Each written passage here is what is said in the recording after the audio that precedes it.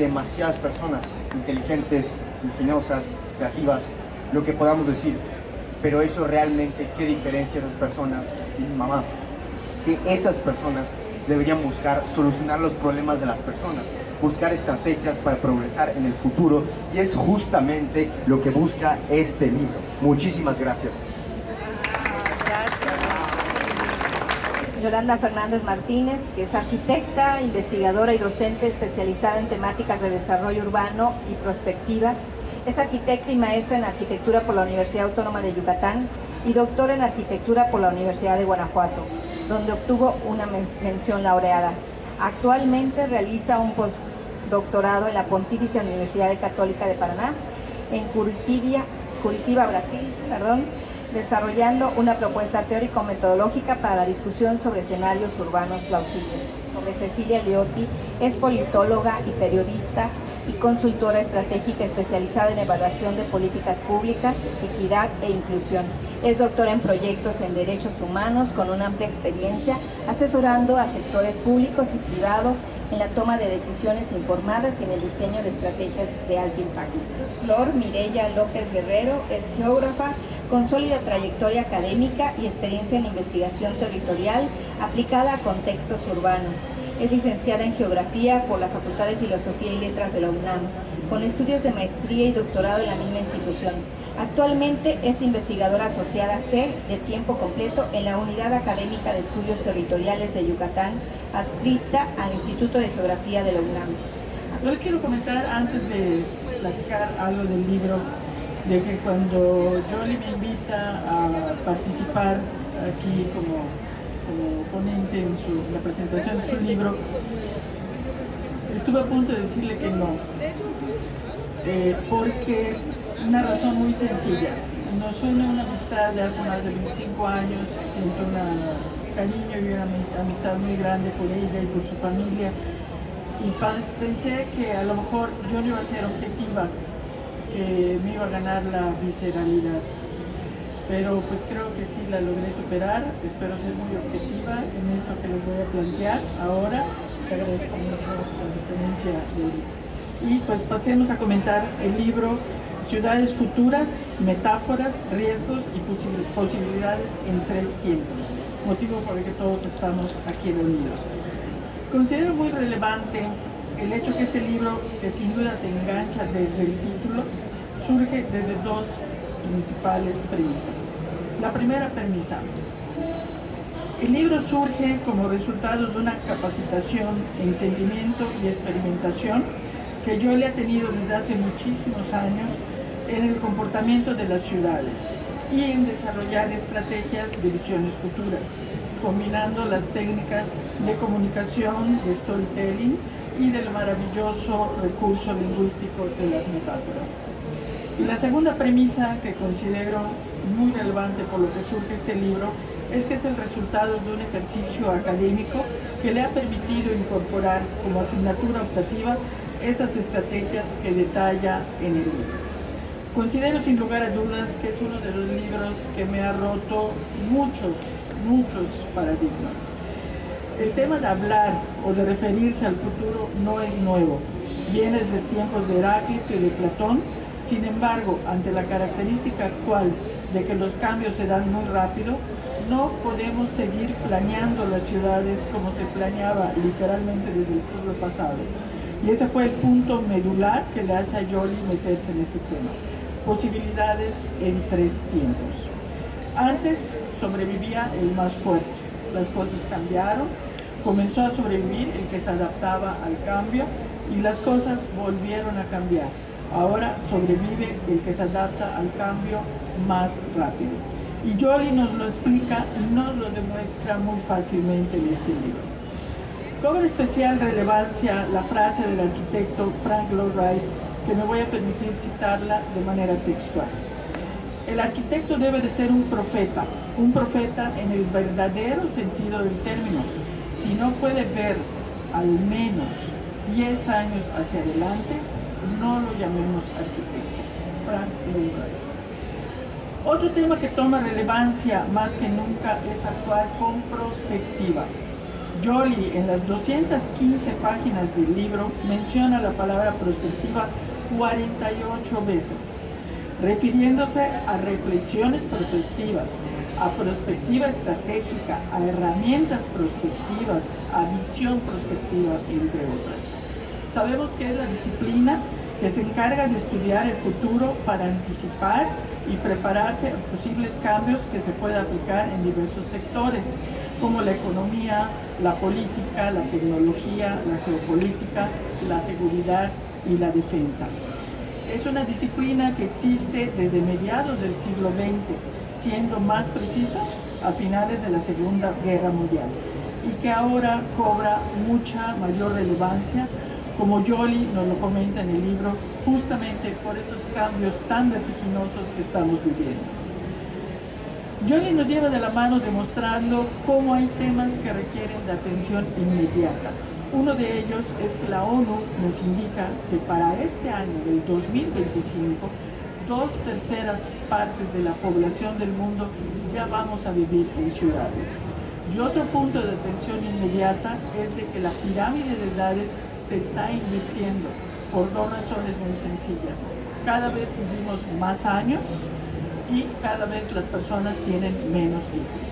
En el 2050 se calcula que el número más grande de personas que habiten en el planeta Tierra van a ser personas mayores de 50 años, por lo que las ciudades que tenemos hoy no son las que vamos a necesitar dentro de 25 años.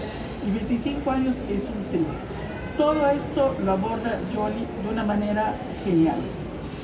Alfonso Iracheta Cenecorta, el que nos brinda un excelente prólogo, dice textualmente: como texto formativo, el libro es un logro. Como referencia y guía para construir participativamente para las ciudades, es sin duda una herramienta de gran utilidad. Y yo coincido con el doctor Iracheta. En el libro, Jolie nos comparte una metodología propia desarrollada a la que denomina The Surris Method, Arquitectura de Futuros. Esta propuesta integra herramientas de diversos autores y autoras que, sumadas con la experiencia que tiene Jolie en la gestión, en la docencia y en la investigación urbana, desarrolla esta metodología propia con el propósito de interpretar a través de metáforas icónicas para identificar tanto los riesgos como las oportunidades y tomar acciones estratégicas. En ello, la reflexión cronológica en 3 tiempos, pasado, futuro, presente, tiene un papel central, uno de los paradigmas más importantes que me movió Jolie. Esta metodología propuesta por ella nos permite diseñar y planear sobre lo que aún no existe, pero que puede imaginarse y co-crearse. Este libro nos da el paso al paso. Actualmente la forma de planear es siempre a partir de un diagnóstico, o sea, del pasado. Jolie nos lleva de la mano para decir, vamos a movernos al presente, imaginar, co-crear, regresar y plantear estrategias. Yo les invito a leerlo y a releerlo. Ceci y Flor, que tuvimos la oportunidad de estar el miércoles conviviendo con Jolie, literalmente estamos preguntando cuántas veces ya lo leíste, ¿no? Ya estábamos en la segunda. Hay que leerlo y hay que releerlo para aprender a movernos en el tiempo, para actuar con perspectiva, para adaptarnos más rápido a los cambios y a los más importantes. A considerar que podemos encontrar en este libro un texto formativo y una herramienta guía para construir participativamente futuros para las ciudades. Quiero terminar con una frase de Jolie expresada en el libro que me hizo reflexionar muchísimo, y la cito textualmente. La ciudad no puede ser pensada desde criterios económicos o funcionales, sino también desde la dignidad, desde la equidad, desde la justicia espacial y la justicia ambiental. Muchas gracias.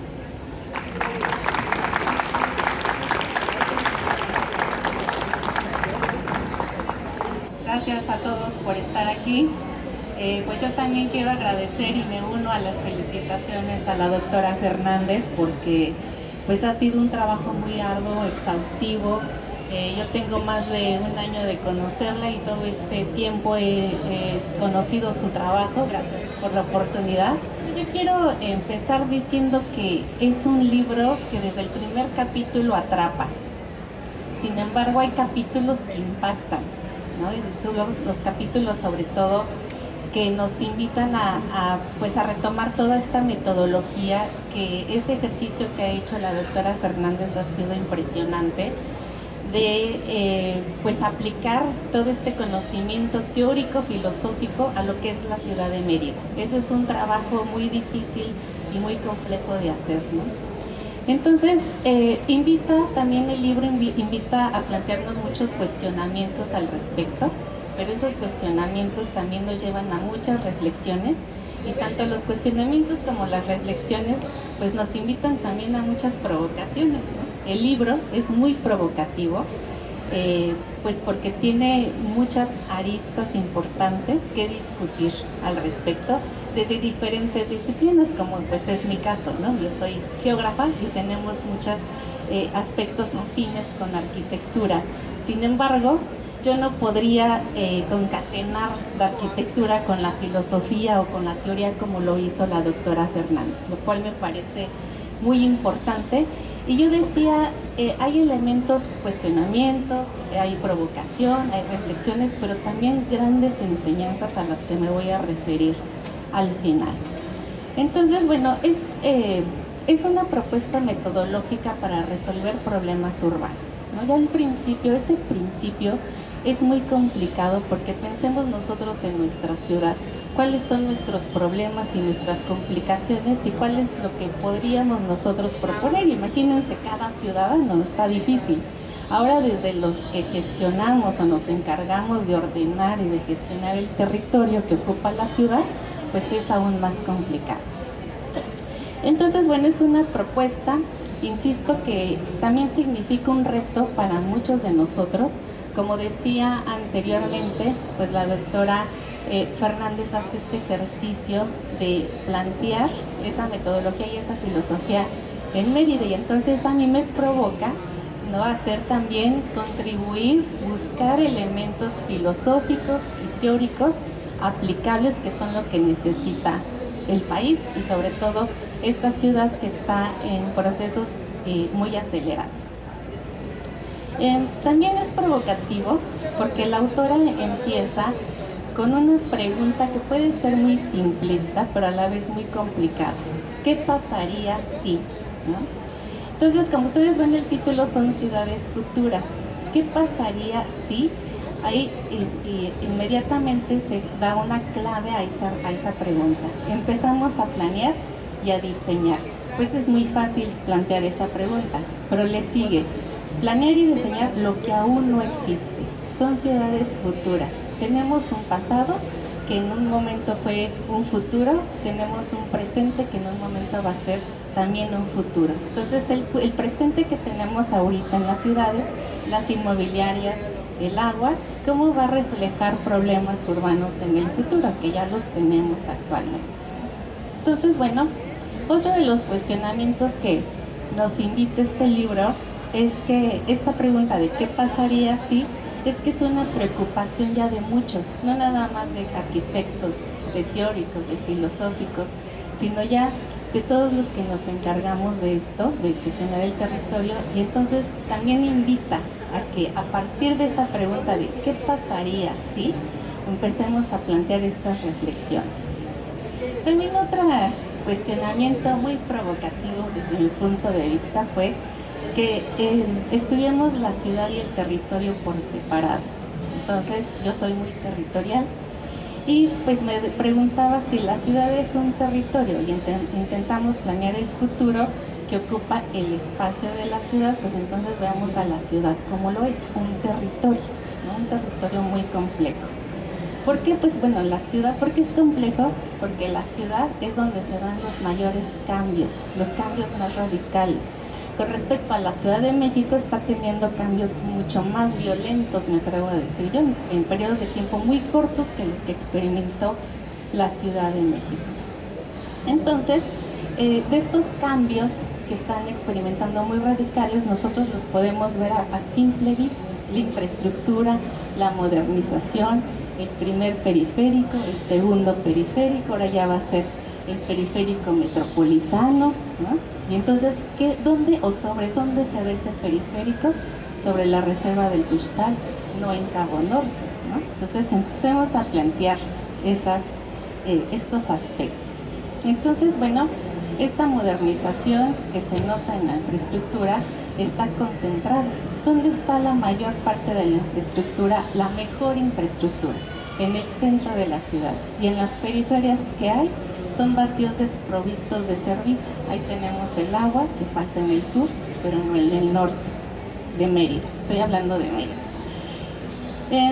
Y bueno, estas desigualdades también se dan muy violentas y muy radicales, ¿no? Les quitamos el agua a los del sur para dárselos a los del norte, por ejemplo. Y entonces, pensando en estas metodologías que nos plantea la doctora Fernández, un ejemplo de ellos, ustedes pueden ver este esquema del libro, de la portada del libro, y en su parte de atrás, pues trae varias metáforas que hacen alusión a animales. Uno de ellos es el cisne negro. El cisne negro se pensaba que nada más había cisnes blancos y de repente hay cisnes negros, ¿no? Entonces, ¿qué significa para nosotros el color negro comúnmente? Pues lo negativo, ¿no es cierto? Entonces, ¿qué pasa con Mérida? Pues estamos viendo el sur, es un cisne negro, es lo negativo, no hay agua, no hay transporte, no hay inmobiliarias de lujo, ¿no? Entonces, bueno, eso es lo que nos aporta este libro, donde para muchos la modernidad, el desarrollo de la infraestructura inmobiliaria, que no llega para todos, es un gran reto y una complejidad para todos nosotros. Y bueno, por eso yo me quedo con la forma de ciudad VICA, que son también parte de las consideraciones que hace la autora, que VICA son las iniciales de volatilidad, incertidumbre y complejidad. Eso es la ciudad. Como es un territorio dinámico, cambiante, violento, pues eso es lo que nos da volatilidad, incertidumbre. ¿Y qué pasaría si no hubiéramos planeado la ciudad que tenemos ahora? ¿O qué va a pasar con la ciudad del futuro? Y entonces la metodología que nos propone la doctora es, pues veamos a la ciudad, cómo la vamos a tratar, a planear, a gestionar, pues en multiformas o en multicapas, ¿no? Una cosa es ver a la ciudad desde el centro y cómo está creciendo hacia sus periferias, cómo le está llegando la urbanización a la periferia, ¿no? Y cómo está llegando la urbanización o llegó la urbanización en el centro y qué está pasando con la gentrificación y la falta de agua, ¿no? Muchos hoteles, muchos restaurantes, y eso significa acaparamiento del agua. Que, perdón, me faltó decir que los ejemplos en los que aplica esta metodología la doctora son las inmobiliarias y el agua en la ciudad de Mérida. Entonces tenemos muchos cisnes negros. Un cisne negro fue la pandemia. Y entonces, si pensamos en la ciudad del futuro de Mérida, pues va a ser un cisne negro, ¿no? Yo conozco territorios donde hay cisnes negros, pero al mismo tiempo hay elefantes negros, que es lo que sabemos y no lo queremos solucionar. Hay rinocerontes grises, que es lo conocido de lo desconocido, la contaminación del agua. Hay medusas negras que no sabemos que lo que sabemos y lo que podríamos saber. Y hay los cisnes negros, ¿no? Les decía yo, la pandemia es uno de ellos, que si nos ponemos a pensar ahora, ¿qué hemos cambiado después de la pandemia, ¿no? Desde mi punto de vista, regresamos al mismo lugar que estábamos antes de la pandemia. Y bueno, aquí lo que tratamos es de futurizar, en palabras de la doctora Fernández. En geografía decimos hacer geoficción, ¿no? ¿Qué pasaría si? Entonces, pues en esa pregunta se requiere una respuesta en la misma proporción, ¿no? Ahora tratamos de futurizar ciudades con el método multicapas, multiformas, hacer ciudades sustentables. Eso era el pasado. El presente son resilientes. Eso a mí me provoca, porque yo no creo en la resiliencia, es adecuarnos a lo que está mal hecho, ¿no? Adecuarnos al que va a pasar el primer periférico y ahora el segundo, y vamos a partir la reserva del Ixtal, pero adecúense, porque es infraestructura que se ve, ¿no? y lo que no se ve es el agua contaminada, por ejemplo. Y bueno, se escribe mucho sobre las ciudades del futuro, pero ¿cómo pasamos a una ciudad digital? Eso era antes, era el pasado, puede ser el presente. Ahora vamos a hablar de ciudades del futuro con la inteligencia artificial, hacer modelos tridimensionales. Las ciudades entonces deben de pensarse cómo y para hacer justicia socioterritorial, que es lo que ya nos decía la doctora Leti, para así no terminar en adaptarnos a lo que se nos viene, ¿no? No hay que repetir, en palabras de la doctora decía, no hay que repetir de los errores, no sigamos haciendo ciudades defectuosas. Y pues no podemos dejar de construir estrategias para el futuro, en palabras de la autora, sin mirar el pasado, pero tampoco sin dejar de observar el presente. Como yo les decía, este presente fue nuestro futuro del pasado. Entonces, ¿qué vamos a hacer ahora? Y este presente pues se va a convertir en el pasado, pero también en nuestro futuro en algún momento. Y por eso hay que construir estrategias sin repetir cuestiones negativas. El proceso de toma de decisiones y el diseño e implementación de políticas públicas necesitan ser analizados en el marco de la influencia en que ejerce sobre ellos la visión de futuros de los actores urbanos. Y es aquí lo que les decía, la enseñanza que me deja este gran libro, que no nada más es la cuestión de la infraestructura, las ciudades, sino de quiénes están gestionando este territorio, quiénes están pensando en la ciudad del futuro, en manos de quién está el futuro de esta ciudad, que no nada más son los actores del gobierno, son los actores privados, por ejemplo, los hoteles, las transnacionales, las refresqueras, las porcícolas, las inmobiliarias, son multicapas, ¿no? Y bueno, pues esta enseñanza que me deja la doctora es, sí, gestionar lo desconocido. Es muy intenso, es muy denso, pero que me saca a mí de mi zona de confort, como decimos ahora. Ya voy a incluir evidentemente esta metodología, pero también me voy a salir de mis metodologías para incluir esta gran aportación que hace la doctora y decir, el futuro no debe de construirse solo con infraestructura o con tecnología, que ya hemos visto que se convierten de elefantes blancos a elefantes negros. Felicidades, doctora. Gracias. Querida Yoli, ciudades futuras, metáforas, narrativas y posibilidades en 3 tiempos, no es un libro que simplemente se lee. Es un libro que se atraviesa, que se escucha, que se cuestiona. Es un libro que, como los buenos mapas, no da respuestas cerradas, abre caminos, y creo que eso te lo decía tu hijo, hace un ratito lo decía Irán, porque te conoce muy bien, mejor que nadie, posiblemente con Fabiola, que está acá, tus sobrinos. Desde las primeras páginas, yo creo que nos planteas una pregunta urgente. ¿Cómo llegamos a habitar esta forma de ciudad? ¿Y cómo queremos vivirla mañana? Este no es un libro sobre predicciones, es una invitación ética a co-crear el porvenir, una brújula metodológica y al mismo tiempo una plataforma de justicia urbana. Porque pensar el futuro, como lo hace Yoli, es un acto profundamente político. Y aquí vale recordar a Sartori, la política es y ha sido la forma en que se ordenan los conglomerados humanos. Y acá no puedo evitar sacar a la filosofía política y hacernos esta pregunta sobre la justicia. ¿Y qué otra cosa son las ciudades, sino la expresión viva y a veces contradictoria de ese ordenamiento? Este libro es, y lo repito, profundamente político, porque no rehúye las preguntas difíciles. ¿Quién decide la ciudad? ¿Para quién se construye? ¿Quiénes quedan fuera del proyecto urbano? Eso tendríamos que preguntarnos hoy más que nunca. Y Yoli nos propone mirar a la ciudad con otros lentes, escucharla, sentirla, preguntarnos por su origen, por su rumbo, por la distribución del poder en cada decisión urbana. Nos habla de verbos que transforman, co-crear, co-inspirar, copercibir. Por eso les digo que Yoli me ha movido y estar acá es un acto de mucha alegría y de agradecimiento. Verbos audaces que rompen la lógica del urbanismo vertical, autoritario, y nos empujan hacia procesos más democráticos, participativos y sensibles. Nos invita a construir futuro desde la responsabilidad pública. Fíjense qué términos, ¿no? Creo que hay que recuperar esto, la responsabilidad pública, no desde la inercia y no desde el azar.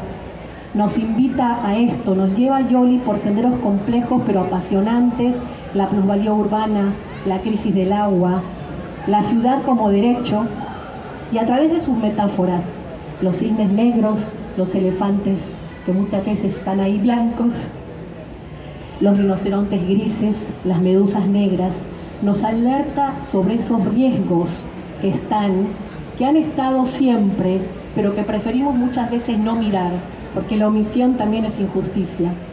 Ahí están los elefantes negros, visibles, incómodos, indiscutibles, como la desigualdad estructural, como la pobreza, como la injusticia ambiental, como las brechas de género en el acceso al suelo, al agua, al transporte, a la seguridad, y cómo ese modo de hacer ciudad, donde las decisiones se concentran, pero los derechos se dispersan. Y creo que el libro de Yoli nos invita a pensar en los derechos. Y uno de los grandes aciertos del libro también es metodológico, esto del backcasting, pensar desde el futuro deseado hacia el presente y preguntarnos qué deberíamos estar haciendo hoy para que esta ciudad, esa ciudad justa, sea posible en el 2050, ¿no? Que lo comentaban mis compañeras, ¿no? Pero Yolanda va más allá, le da voz a un arquetipo del futuro. Y aquí trajiste la filosofía política, Yoli. A una niña, un joven, una abuela por venir. Y nos hace preguntarnos, ¿tendrán acceso al agua? ¿Podrán moverse libres, sin miedo, sin violencia? ¿Sentirán que pertenecen a esa ciudad? ¿Podrán construir una vida digna? Y aquí entra otro tema que para mí es impresionante en el libro, porque Yoli incorpora con valentía la felicidad urbana. Sí, la felicidad, que es otro tema de la justicia, ¿no? Recordemos a los griegos, ese derecho tan poco nombrado en las políticas públicas, pero tan esencial. La doctora Yolanda nos recuerda que la ciudad no es solo un espacio físico, es un espacio emocional, simbólico, político. La ciudad debe ser un entorno que facilite el desarrollo humano o un obstáculo cotidiano para lograrlo. Por eso el libro es una propuesta para repensar la planeación urbana desde una mirada que reconozca el bienestar, el sentido de comunidad y el derecho a aspirar a una vida buena y hacerlo con justicia intergeneracional, lo suficientemente para todas, lo suficientemente bueno para todas, para todos, y si alguien se siente cómodo, cómoda para todos, también los que no han nacido, ¿no? Porque la ciudad también es para ellos, para esas personas. Yo leí este libro pensando en Mérida porque es donde vivo ahora, una ciudad que se extiende, que se eleva, pero que no siempre crece con justicia. Más obras públicas significan más derechos. La infraestructura urbana está pensada para quienes cuidan, para quienes caminan, para quienes esperan. Las 20.000 viviendas proyectadas, el puerto de altura, ¿permiten el acceso equitativo a la ciudad o los restringirán aún más? Son preguntas válidas, son preguntas que nos tenemos que hacer. Yo lo advierto con claridad, muchas veces seguimos invirtiendo en elefantes blancos, veamos las señales débiles, pues por supuesto que esta es mi lectura, ¿no? Y estas señales, si se atienden a tiempo, podrían abrirnos caminos hacia la equidad. No basta con gestionar la incertidumbre, hay que aprender del futuro, como dice la doctora Yolanda, anticipar, reconfigurar, corregir el rumbo. Este libro me hizo pensar que el urbanismo puede y debe ser otra cosa, una pedagogía de la justicia, una forma de nombrar lo que duele, lo que falta, lo que urge reparar, una forma de escuchar, de imaginar, de actuar con visión, con ética y con ternura pública. El 20 de febrero del 2020, ¿ustedes recuerdan qué estaban haciendo? 20 de febrero del 2020, ¿no? Éramos tan felices, todavía no lo sabíamos, ¿no? El 20 de febrero del 2020 yo tomé una certificación avanzada con la metodología del Lego Serious Play y trabajamos con dos variables, ¿no? El ejercicio era visualizar escenarios futuros y eran dos variables. Y ahí el certificador, precisamente el creador de la metodología que trabajaba para Lego, nos dijo, hay dos maneras de pensar en el futuro. Una es dentro de la tendencia y otra es fuera de la tendencia. Dentro de la tendencia, pues es lo que se hace comúnmente en la economía, cómo va a cerrar el dólar, cómo va a ir la población, cómo va la inflación, o sea, es lo que se hace sistemáticamente.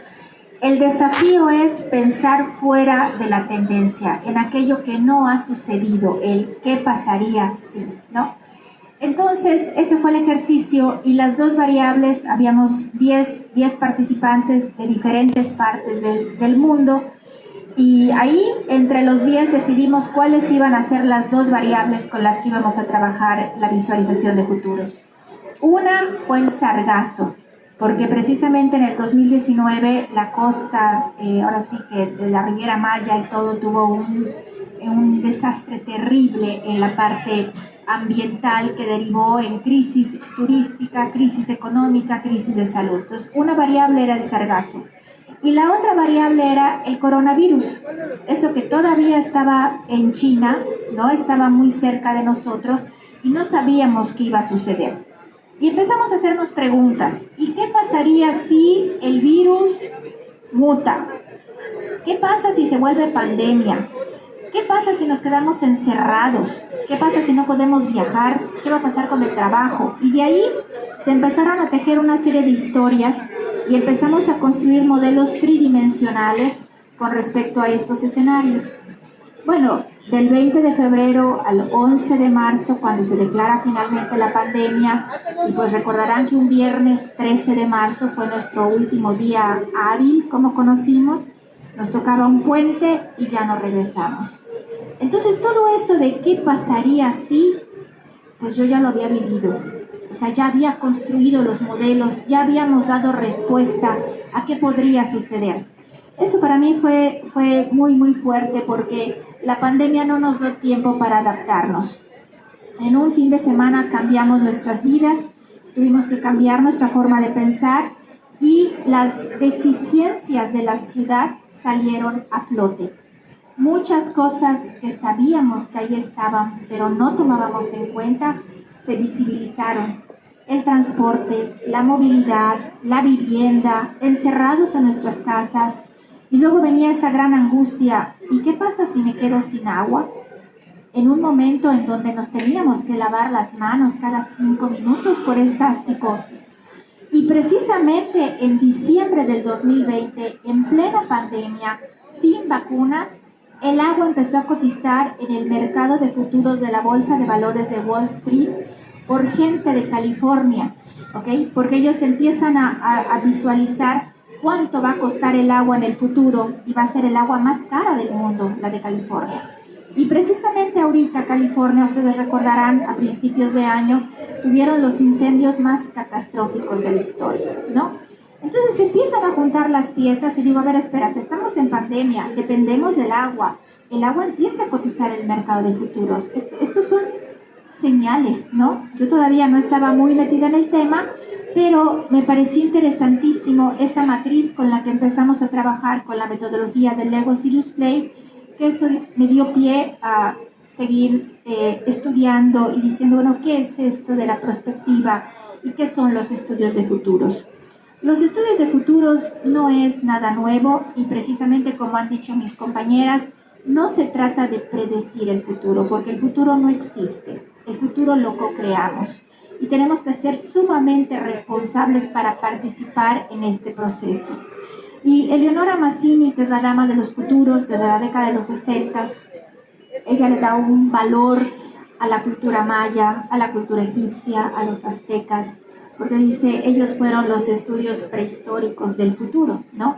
Y tenemos un castillo de Chichén Itzá, que precisamente ahorita estamos celebrando el equinoccio, ¿no? Y dices, bueno, qué tipo de personas estuvieron allá al momento de poner la primera piedra para que este fenómeno se viera por la eternidad. Entonces, estas civilizaciones tenían perfectamente claro lo que era pensar en futuros.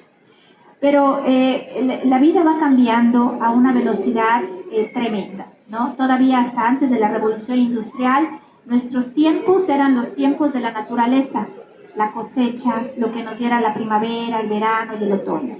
Con la Revolución Industrial, nuestros tiempos son los tiempos de la jornada laboral, ¿no? Se empieza a fragmentar.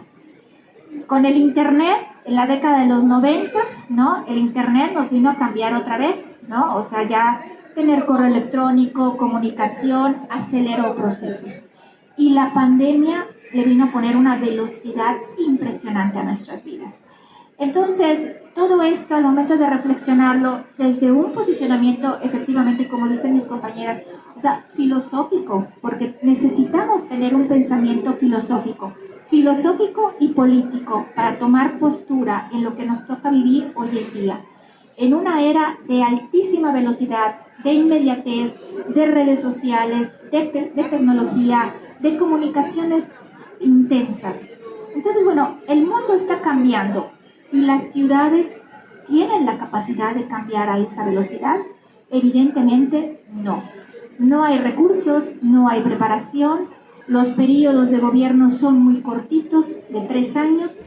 Entonces, tenemos que replantearnos cómo hacer la ciudad. La cifra que mencionaron ahorita mis compañeras, para el 2050, 2/3 partes de la población van a vivir en ciudades. O sea, significa que 7 personas de cada 10 van a vivir en entornos urbanos. Y entonces aquí viene el cuestionamiento, ¿qué tipo de ciudades van a ser? Y la metodología que yo planteo me apoyo de diferentes autores y agrego ahora sí que herramientas didácticas como puede ser una línea del tiempo, el tema de la metodología Pestel, las metáforas, como bien dicen, las metáforas son fascinantes para ir hilando lo que conocemos del fenómeno, lo que conocemos del impacto, la velocidad del fenómeno, pero hay algo más que es fundamental. ¿Cómo reaccionamos ante lo que estamos viendo? ¿Somos omisos? ¿Lo dejamos pasar? ¿No lo entendemos? Y como no lo entendemos, no actuamos.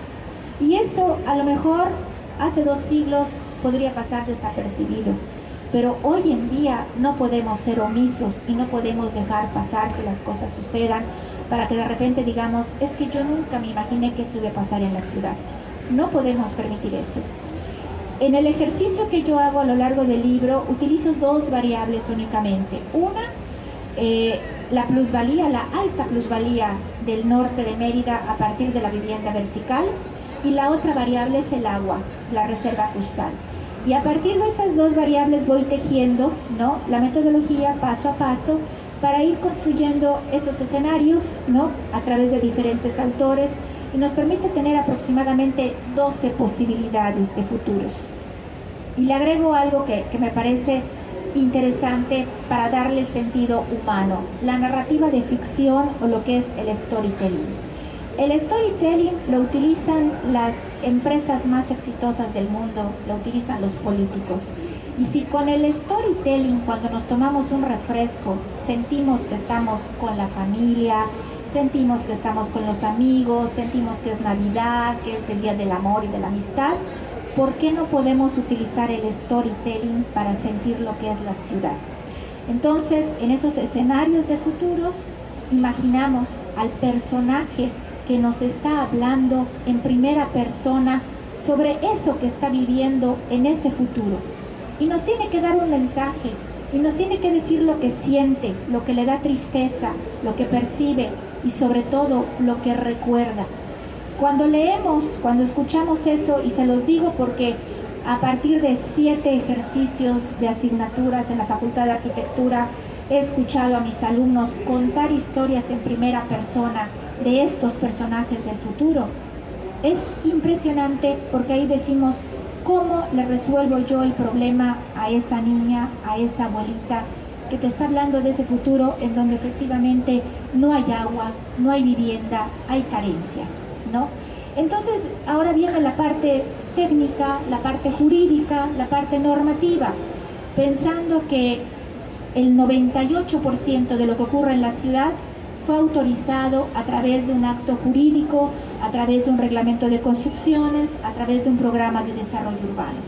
Entonces la reflexión es, tenemos que regresar a revisar nuestra parte jurídica, tenemos que revisar qué también estamos trabajando desde la perspectiva de los derechos humanos, de qué manera estamos nosotros procurando la habitabilidad que necesitamos todos para el futuro. Y aquí lo vinculamos también con algo muy importante, si lo vemos con la parte ambiental, con un principio precautorio de los acuerdos de Escazú, en donde dice que no debemos de esperar a que el desastre suceda para frenar la actividad que lo causa. Entonces, son varias cosas que tenemos que poner sobre la mesa y evidentemente la parte de la alta tecnología, ¿no? En Curitiba, que es la cuna de la planeación, ellos empezaron a trabajar desde los 60 en investigación y planeación urbana. El año pasado, en febrero, inauguraron el hipervisor urbano, que es un gran cerebro, es inteligencia urbanística, en donde están monitoreando en tiempo real lo que sucede en la ciudad. Y en palabras de su director dice, tenemos que acortar la distancia entre lo que observamos y la decisión que tomamos. Entonces, bueno, el libro la verdad, inició como una búsqueda de darle sentido a lo que desde la academia hacemos en la ciudad o desde lo que nos ha tocado hacer desde el servicio público, ¿no? Porque nos ha tocado trabajar también en el servicio público desde la consultoría, pero desde estas diferentes visiones, ¿cómo podemos aportar para hacer las cosas diferentes? Porque lo que me queda claro y estoy absolutamente convencida es que no hay manera de seguir haciendo las cosas de la misma forma. Tenemos que pensar de forma diferente y el libro es una propuesta. O sea, es una propuesta flexible en donde incorporo diferentes autores, diferentes metodologías para poder responder a esa pregunta, ¿qué pasaría si? ¿No? Y yo la verdad quiero agradecer a la Facultad de Arquitectura, que es mi casa, agradecer a las personas que me acompañaron en este proceso. Ahorita aquí Ceci, Leti y Flor me acompañaron acá, pero hay más gente, ¿no? Está Ceci Gorostieta, que fue un apoyo extraordinario. Ceci, yo voy a pedir un aplauso para Ceci, por favor. Ceci de Editorial Tokai, ¿no? Pasaron literalmente noches sin dormir, porque bueno, fue un apoyo extraordinario. Trabajamos con Mónica Ledón, ella no está aquí, pero Mónica igual, gracias a Ceciliotti, una persona maravillosa que pues dio lectura fina y detallada al libro, y había ahí unos debates, ¿no? Sobre qué entendía ella, qué entendía yo, y bueno, maravilloso, ¿no? Está también aquí Alberto Sandoval, que también, Alberto, por favor, ¿te puedes un aplauso? Porque Alberto aquí apoyó hay una parte tecnológica en el libro, ¿no? Hubieron aquí también discusiones de que vamos a imprimirlo y nos van a costar muchos millones de pesos. No, nosotros somos ecológicos. Ya me decía el doctor Bayori, así se dice hoy, somos ecológicos. Entonces vamos a hacerlo digital, pero digital implicaba otra dinámica, ¿no? Y igual Alberto aquí apoyó en toda esta parte tecnológica, ¿no? Y también hay otra capa que yo estoy muy agradecida con mis alumnos, ¿no? Mis alumnos de la maestría, mis alumnos de la licenciatura, los alumnos que han llevado la materia de ciudades futuras, ¿no?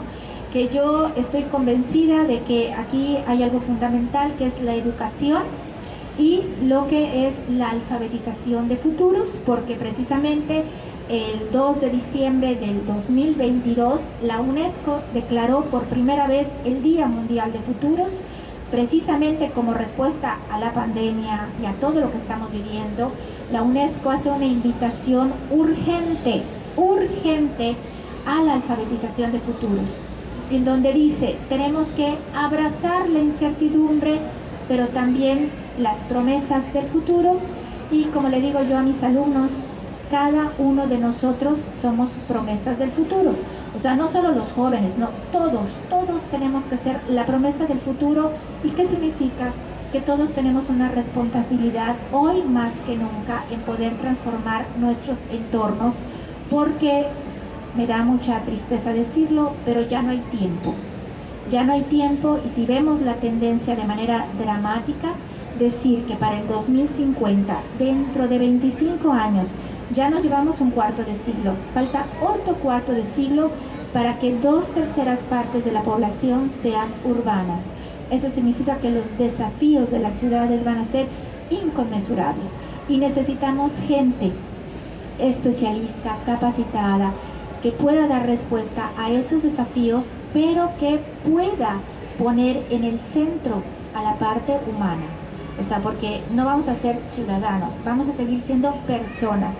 Y por eso, efectivamente, de manera pues puntual, en algunas partes, hablaba yo de la felicidad, porque la felicidad no es algo que dejemos para después. La felicidad es algo que tenemos que incorporar en todo lo que hacemos.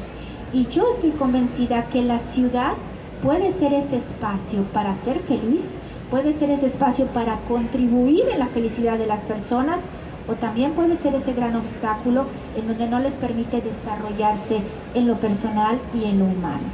Así que bueno, yo agradezco mucho que estén aquí, y para cerrar una frase del arquitecto Jaime Lerner, porque pues la verdad es que estoy muy emocionada con lo que se hace en Curitiba, y el arquitecto Jaime Lerner pues fue precisamente el pionero en toda esta parte de la planeación urbana. Y la frase de Jaime Lerner es genial, dice: empezar es innovar. Así que yo les invito a que empiecen en este proceso de la alfabetización de futuros, y que se sientan la promesa del futuro, cada uno desde donde esté, porque necesitamos de gente buena, de gente valiosa, de gente que sea generosa, de que apoye para transformar los entornos urbanos. Y el libro está disponible. Bueno, hay un QR, ahorita se les va a pasar, lo pueden descargar, es gratuito, ¿no? El objetivo de esto es educar, precisamente educar, formarse, y la metodología la pueden aplicar no solo en lo urbano, sino lo que ustedes deseen. Así que muchísimas gracias, les agradezco infinitamente. Muchas gracias.